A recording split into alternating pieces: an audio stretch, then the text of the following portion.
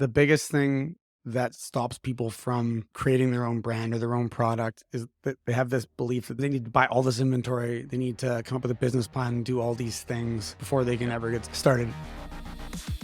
Welcome to the High Voltage Business Builders Podcast, a show where we interview high voltage entrepreneurs growing and scaling through e-commerce, real estate, and other wealth without Wall Street ventures, showing you the path to making your first or next million.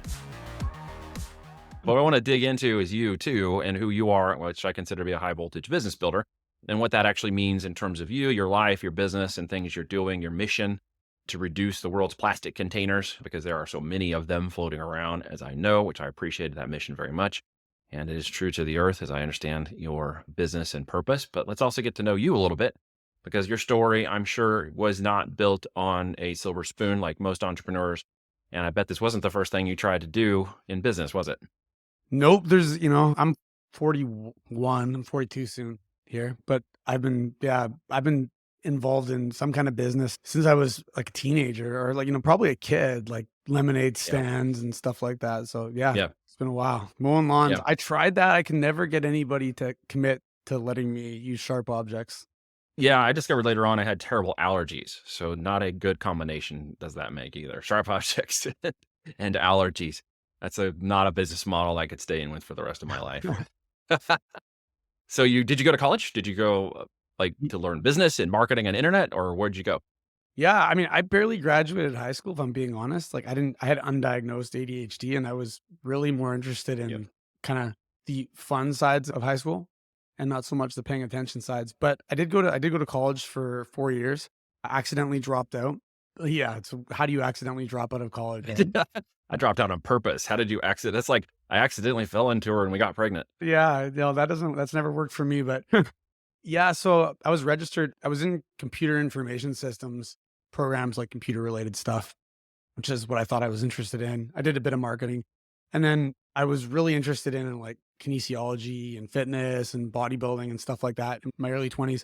So I was trying to transfer to another school and I was registered for my courses and everything like that. And there's a due date to pay for your classes. And it wasn't that I didn't have the money to pay for it. It's just that I forgot. So I was deregistered from everything. And at first I thought, hey, I'll take a semester off. And what wound up happening was I got a job in the business intelligence sector. It used to be Crystal Decisions and Business Objects, then SAP. And, it required a degree. I didn't have a degree. Yeah. So I figured, well, I got this now. What's the point of going back? And that's kind of how I left school. It's a very similar story. I resonate that with a lot. I purposefully failed out of college because I didn't know what I wanted to do. And they wanted to teach me Fortran and COBOL and like green screen programming. And then was like, well, if that's the most advanced thing, what else do you got? And it's like, well, let's do C++. And I'm like, oh, shoot me now. Yeah. Like that was horrible.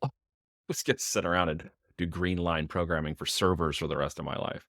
Yeah. Yeah. And the computer side of school is nothing like Van Wilder, where he doesn't want to ever leave college because he's just having beer bongs and Yeah. endless sexual partners. Yeah. I don't know about that side of my college experience, Ryan, but maybe you had as well. No, mine did not look like Van Wilder's either. Mine was You did look like, no, mine didn't look no, like mine. no. No. So how'd you fall into Tru Earth? Did you just decide one day, hey, I want to go try and build some, a product based in a mission to save the earth? Or how did you get into that? No, so I was kind of tied to media prior to this and mostly on kind of like the crossroads between content creation and selling things. So like I used to own a couple different magazines. I was vice president of a company that had a number of print publications and we would come in and we would take these assets that, most print magazines are struggling and we would figure out a way to monetize them with commerce. So for us, it was a lot of subscription boxes. And one of the big ones that we put together was this outdoor adventure box. It was called the Live the Adventure subscription box. And the idea was, it was more tied to what you get out of it versus the actual stuff. So the goal behind it was there's a lot of people that want to get out, experience the outdoors and really change their life. Like everybody wants the outcome of whatever it is that they want to do, not the actual stuff. Right. And what we found was that like the idea behind sending somebody a box of stuff would get them in the door into the business. But we had like this community where there was like adventure challenges and all these things that actually got them doing the thing that they wanted to do.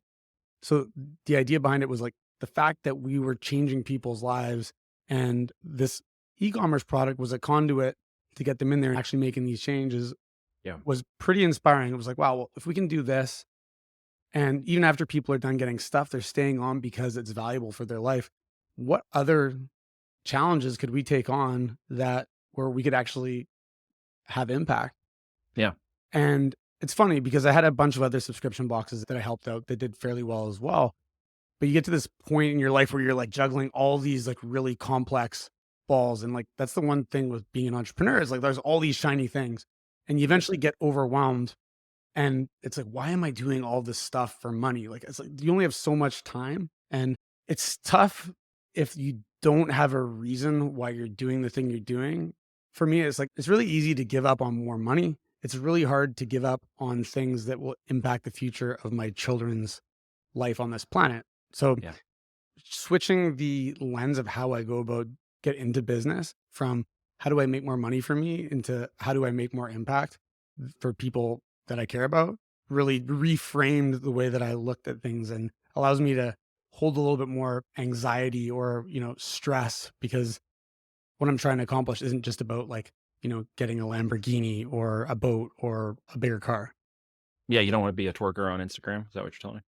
I tried it, there wasn't a demand Or was for this demand? there wasn't a What? demand for my twerking, unfortunately, maybe 20 years ago.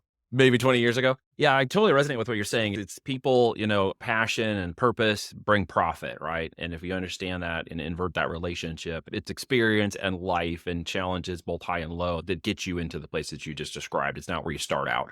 As someone who's teaching a group of young kids right now, the Intro to Entrepreneurship course, that's one of the things I'm trying to instill in them as they learn what it means to be an entrepreneur and then what it means to actually become a business owner. Two very separate things. So when people refer to me as an entrepreneur, I'm like, no, that I was at that stage 10 years ago, 15 years ago. I got past that. Like I'm in the business building stage. Why? Because now I'm focused on things because last year for me, it wasn't cryptocurrency and this year it's AI. It's like Yeah, every year some crap changes. If it has some application that might apply to the business, the model, and what I'm doing that backs up, my mantra of fund people and profit, then yeah, I'm into it. You might hear me talking about it, but how I'm applying it to my business, not necessarily how I'm just trying to sell you something else in the market. And I appreciate that you resonate with that.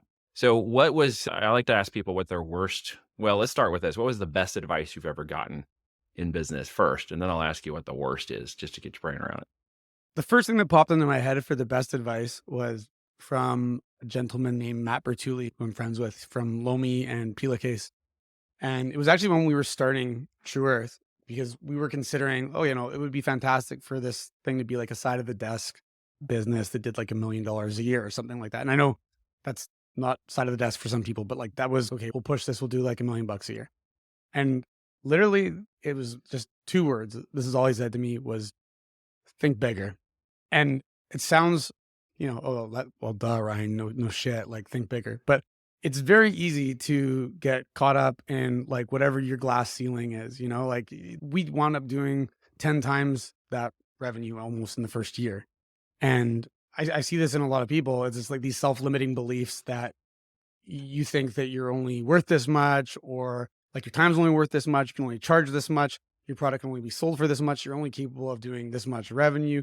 There's all these like self-limiting beliefs. And like just like the idea of somebody telling me, especially somebody that had done, millions and millions of dollars in revenue, like myself, was that like I was putting a cap on the success of where I think I could go.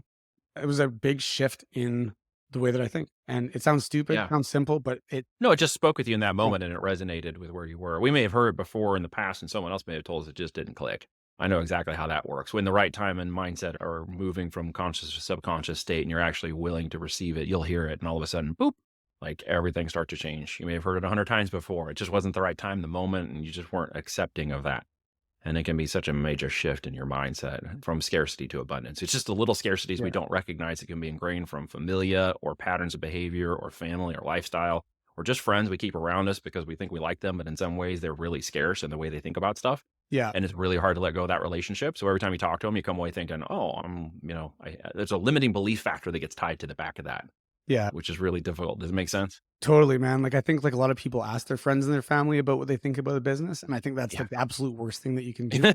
Yeah. Not because that Yep. they don't want you to succeed, but they have their own self-limiting beliefs, and they generally don't want you to go and do something that takes you away from them. It's not like It's ultimately a yeah, fear of removal. Absolutely. You yeah. nailed it. And Yeah. you can I think The you can loss. have I think you can have your cake and eat it too. Like, you can still be Sure. you can still be friends with the people that you've grown up with. It's just you just don't take, necessarily business advice from them. You Well, so much has changed in that 40 plus years you and I have been on this planet. And that's that we've gone through this major shift of commerce and transaction that has become a flat world communication that you and I live in daily. But for our parents and generation just behind us, it's not something they're as accustomed to. So the kinds of things that sometimes I discuss with my family is just outside of their scope. Like they don't get it. My dad was a blue collar, hardworking guy. God bless him. 80 years old. He retired when he was 63, and he's just been kind of hanging out and being a guy now, which is fun to watch. But he was that hard working, sometimes third shift guy who, as we talked about a second ago, I had a job. Mine was, mowing the lawns, which sucked, but that's how I made any other money that yeah. I wanted to do anything with that I wanted. I had everything I needed really at the end of the day. But if I wanted anything, I had to go get it. So I was kind of ingrained in me that I needed to get outside and I needed to do this. But what we do now, technically, what I just do in the last 10 years, it wasn't even possible 15 years ago. Yeah. And such a shift in having to keep up on that stuff. Really, you discover even in yourself still some of those limiting mindset and beliefs and little hidden scarcities down inside of that conscious, subconscious area in our brain. Maybe we pack it away, or we stick it in a box and we hide it over here because it's not popular and we expect to be rejected if we bring it out. Yep. Yeah. Sure. So what's the worst advice? What is the worst advice that I've ever been given? You know what's funny is I Mm. don't think I, like, actively record, like, the bad advice from people. Like, I don't sit around and think like, "Oh, that was shitty advice, and I never should have listened to that." You didn't Um, wreck a car one time, go on a bender that ended up in a DUI, or, you didn't have any like really bad advice you thought you didn't turn to. I mean, I'm probably not gonna spill the beans on all Let's those go. right See, here right now that's what we're kidding, man. Let's lay now. the couch back. We're going Jordan Peterson for a moment. Yeah. Yeah, like, I mean, I'm just trying to think back to when I was younger, and I think, like, some of the stuff was, like, I was offered a number of, like, apprenticeships when I was kind of in that, like, didn't know what I was gonna do with my life phase. There were times where I was, like, told to go and get, like, go get a real job, and I spent a lot of Oh, really? time.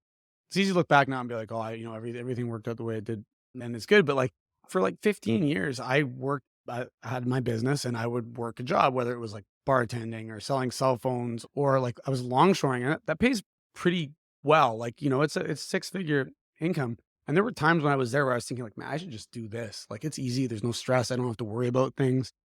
And people see you grinding for so long and they're like, you should just, settle into something and be okay, like with a job. And that's probably the hinting at giving up on the things that I wanted to accomplish.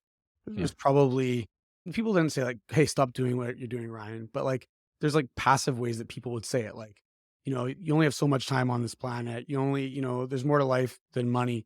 And I 100% agree that hustle culture is bullshit. And you can do it for a certain period of time, but once you get to like, I wouldn't give up missing out on my kids' early years and to be a hustler. Yeah. Yeah. But you have to be careful, again, who the source of information is, because if Mm. somebody's not doing the thing that you want to do and they're telling you to stop doing it, they're probably not the best person to take advice Probably not from. the best advice. Yeah. No.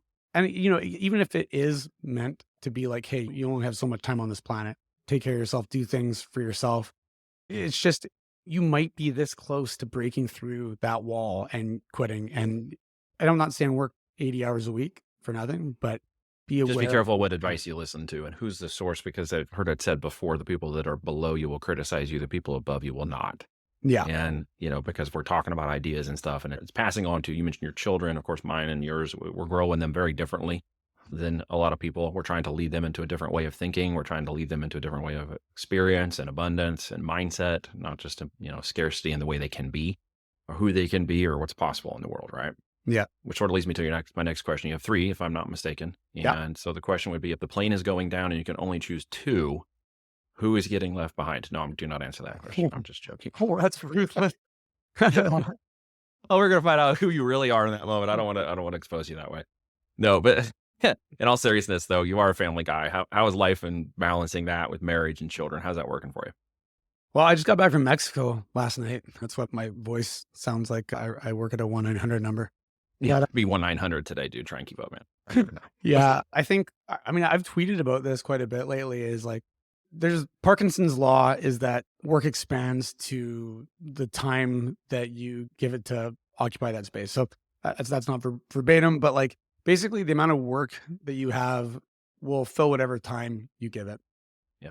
And I think there's a lot of people that work 12, 16 hours a day because they're compensating for something else, whether they're Mm, unhappy or whatever that is. And I used to work a ridiculous amount too, and maybe I don't know, maybe it was masking something, but for me now, it's I work, 8, 9 until about 5 o'clock, and I shut her down and I go and I do my kids' activities with them, whether it's like hockey or soccer or swimming or whatever that is, and sometimes I pick it back up at like 10 o'clock if there's a deadline, but, it's the you biggest ever thing feel is it's difficult to give yourself permission to do things at different times?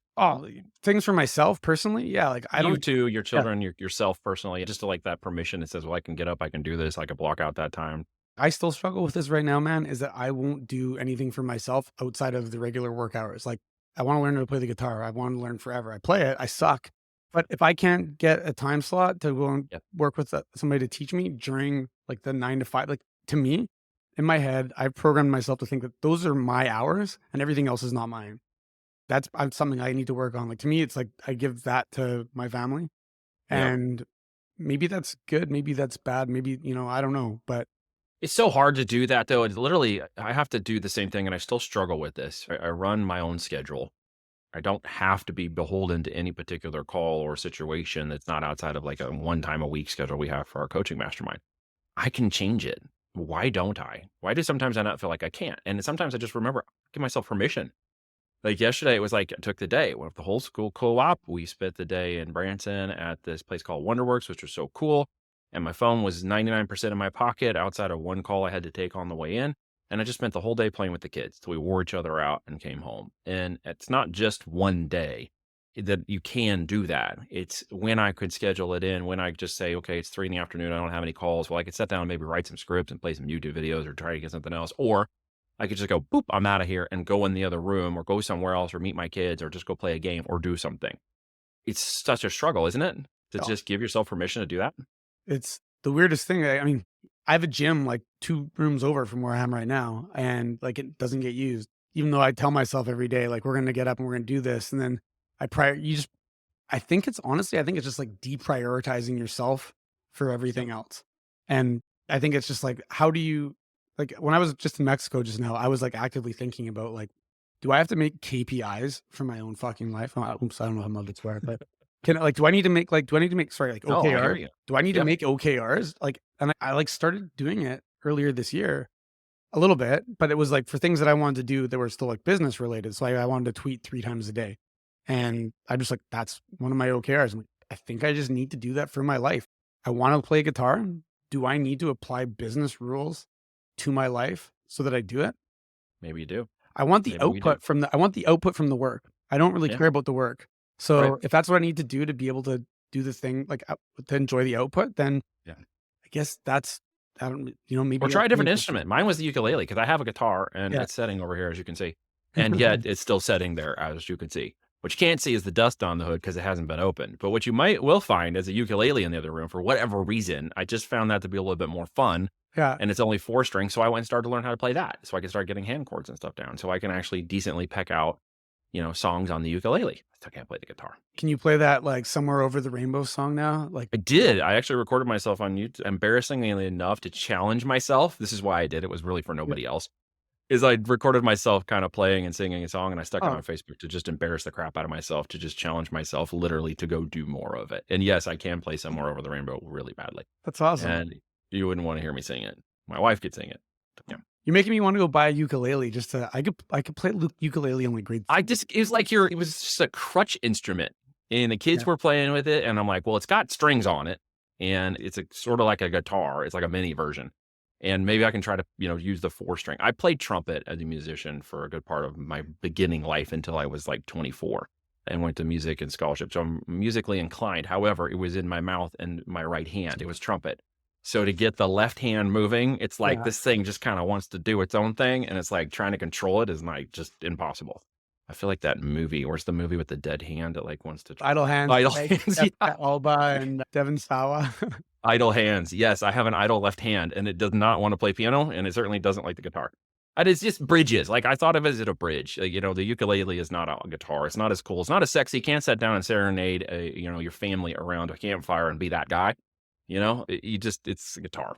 But It you is could cool. show up to a couple buddies who are playing the drums and somebody else is jamming, and you could do like some Always a some rhythm. Hawaiian theme. Yeah, Yeah. always Hawaiian theme. Like every Yeah, I don't know. It's just steps. I just thought of it as a step. I thought if I could at least get that far, maybe at some point I can actually pick up the guitar. Baby steps. nice. Yeah. Maybe you need a transition ukulele. Maybe. I actually thought about buying a bass guitar. What Right. would the transition name for that be? He, his, bass, him, Drop the bass.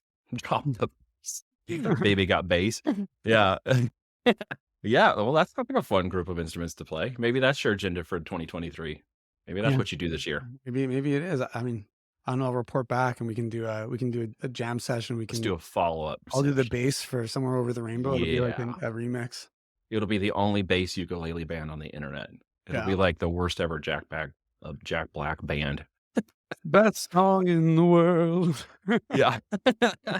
Best worst song nobody wants to hear, but that's all. Who cares?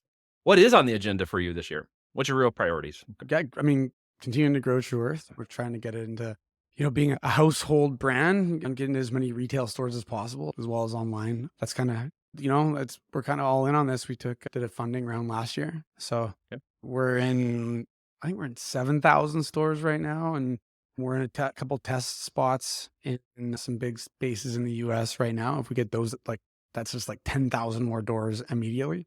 I know it's kind of not the traditional way of like e-commerce brands, but it's, I think there's a common thread amongst digitally native brands where they can scale with their Facebook ads or their Google ads, but they eventually Yeah. hit that CPA threshold where it's just not affordable for them anymore. Yes. And then Yeah. now what? So, being able Multi-channel to strategy. totally Yeah. multi-channel, omni-channel, whatever you want to call Mhm. it. I think it's long-term is wise, but it's a very different nut than, what you and I are used to. Yeah.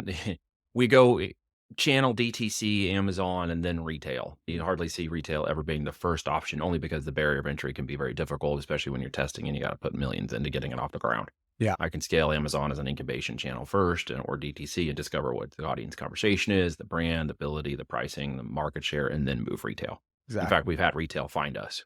That's exactly what happened with us, actually. Retail. Is that how they did it? Because he just got picked up by a buyer the other day. He was like, "Hey, I used your product. My wife loved it." And he's like, "We found out who you were. And now we want to help you with your, retail and put you into Macy's." It's like, okay, let's do it.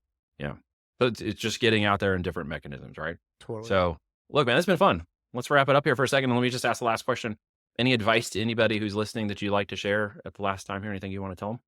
Yeah. I mean, I think that the biggest thing that stops people from creating their own brand or their own product is that they have this belief that they need to buy all this inventory. They need to come up with a business plan and do all these things before they can ever get started. And I think we're at this beautiful place in time where you don't need to do all of the work that you used to need to do in order to determine whether a business can be successful. You can simply, in an afternoon, you can create a sales page with like a checkout form, and you can run some ads to it to see whether or not the product and your messaging actually fit. And so if you have an idea, don't wait 2 years to try it out. Just test it out in an afternoon. And if nobody buys it after $500,000 worth of ad spend, then maybe your messaging is wrong, maybe the product's wrong, but you don't have to spend.